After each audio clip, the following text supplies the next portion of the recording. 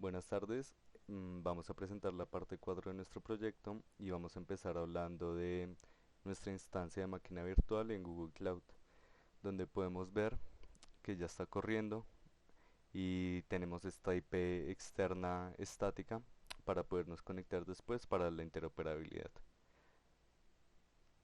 Dentro de esta desplegamos un escritorio remoto de Chrome donde podemos ver que está funcionando todos nuestros microservicios, el API Gateway, el front-end y asimismo la interfaz y los otros componentes. Ahora vamos a presentar el funcionamiento del HTTPS y sus certificados. Podemos ver que esto lo realizamos en el frontend y dentro de las carpetas agregamos nuestros certificados de esta manera, utilizando OpenSSL, que mediante algunos comandos podemos adquirir fácilmente nuestra llave para certificar nuestro directorio con HTTPS. Ahora vamos a ver la demostración. Aquí, como podemos ver, está corriendo de manera completamente segura los HTTPS. Aquí podemos ver que el certificado es seguro y se fue reconocido por el navegador. Ahora vamos a presentar nuestro proxy inverso. Nuestro proxy inverso está en un contenedor de Docker. Y lo que hace este contenedor de Docker es conectar nuestro proxy inverso a la dirección de la API Gateway, ocultando su puerto. Ahora vamos a mostrarle un ejemplo de esto con Postman.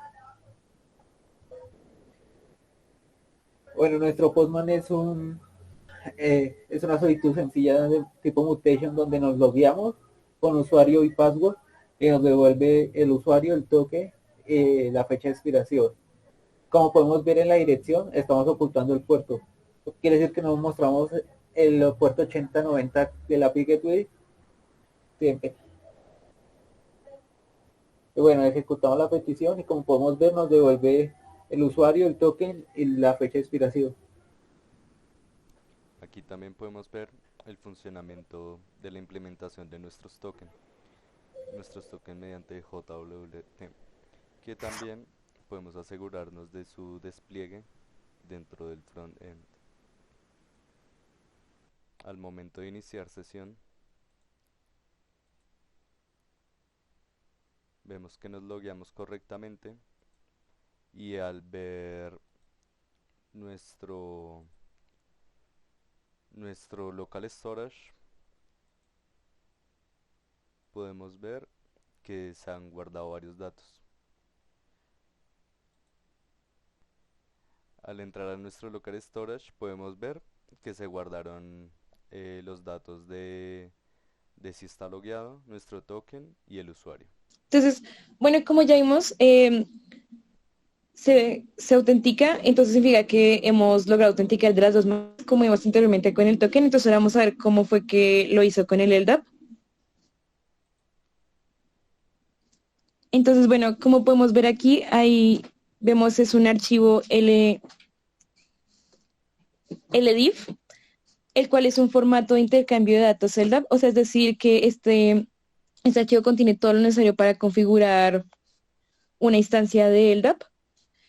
Pero bueno, entonces eso lo sabemos cuando vemos las propiedades. Bueno, entonces aquí como podemos ver, este archivo se despliega cuando estamos utilizando la API y se despliega exactamente en el puerto 8399. Y vemos que cuando se despliega esto está utilizando justo ese archivo. Pero entonces, bueno, entonces se despliega el archivo y entonces se autentica por medio de la función que podemos ver aquí abajo de config, donde lo que hace es que como se siente por las... No, espera, es como lo corto. Por las... Ah, bueno, lo que pasa aquí es que cuando se hace una petición HTTP justo donde está hecho el login, entonces se activa el configure, lo cual activa la autenticación de LDAP, que como podemos ver ahí lo que hace es es ir al LDAP que ya desplegamos, que está en el puerto 8399, utilizando el archivo del div. Y entonces ahí busca si existe un usuario y contraseña que tengan, que sean acordes con lo que se ingresó en el login. Y entonces, pues si esto pasa, pues ahí continúa hacia el token y se genera. Bueno, ahora miraremos cómo funciona el componente de la interoperabilidad, que podríamos empezar mostrando cómo funciona en Postman. Aquí podemos ver que desde que dimos los permisos de firewall en nuestra instancia de máquina virtual, que los podemos ver en la sección de firewall, que está ubicada aquí, podemos ver estas dos reglas en las que aceptamos toda la entrada y toda la salida de tráfico en la red, lo que nos permite conectarnos y al otro grupo en dado caso de conectarse a nuestra interfaz. Ahora, dentro de la configuración de la misma, tenemos que para el funcionamiento de nuestra interfaz vamos a ubicarnos nuevamente en nuestro entorno de máquina virtual, que aquí podemos irnos a la sección en Postman. Vamos a probar primero cómo funciona. Aquí tenemos esta estructura tipo SOAP, en la que vamos a únicamente pedir un código de asignatura y este lo va a consultar dentro del API Gateway. Bueno, aquí podemos ver que efectivamente se encontró esta asignatura, que ahora dentro de la interfaz vamos a ver su estructura. Aquí podemos ver cómo dentro de la estructura tenemos este archivo .wsdl, que es básicamente lo que compone todas nuestras peticiones tipo SOAP.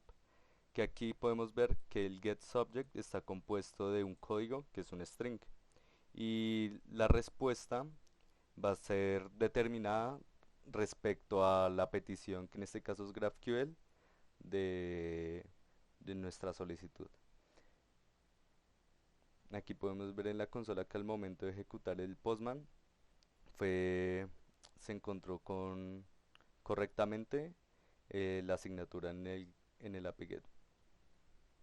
Ahora podemos ver dentro de nuestro servicio cómo funciona especialmente nuestra búsqueda de cursos por código, que de manera similar a como lo mostramos en el GraphQL, funciona haciendo esta misma consulta que ya la teníamos predefinida de los esquemas en el API Gateway, y aquí podemos ver cómo he solicitado esta petición haciendo un fetch y luego un post dentro de la ubicación del GraphQL. Y aquí finalmente devuelve el servicio de SOAP de la manera que lo vimos reflejado en el Postman, con su estructura que cualquier persona en cualquier dispositivo podría ver.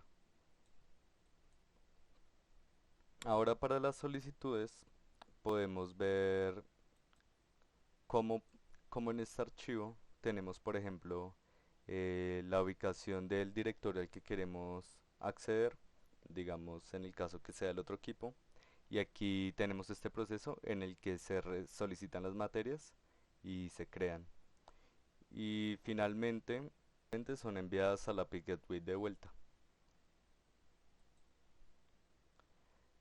Y eso sería todo, y con esto concluimos nuestra presentación del proyecto.